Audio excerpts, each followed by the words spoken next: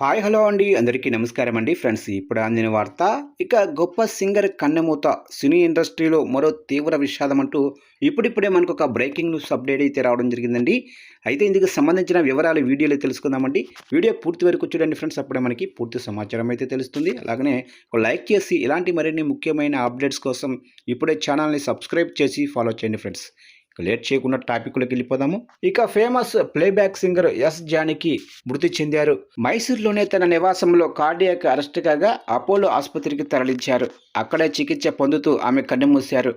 అన్ని భాషల్లో 48,000కు పైగా పాటలు పాడి రికార్డు సృష్టించారు. కొన్ని నెలల కిందట జానకి కుమారుడు మృతి చెందడంతో తీవ్ర మనోవేదనకు లోనయ్యారు. ఇక నైటింగల్ ఆఫ్ ఇండియాగా పేరుగాంచిన జానకి 32 అవార్డులు అందుకున్నారు. ఉత్తమ గాయనిగా 4 సార్లు జాతీయ పురస్కారం అందుకున్నారు. గుంటూరు జిల్లా రేపల్లె పట్టణంలో 1938 ఏప్రిల్ 23న శ్రీశ్లా శ్రీరామమూర్తి జానకి జన్మించారు. 2013లో కేంద్ర ప్రభుత్వం ప్రకటించిన పద్మభూషణ్ పురస్కారాన్ని ఆమె తిరస్కరించారు.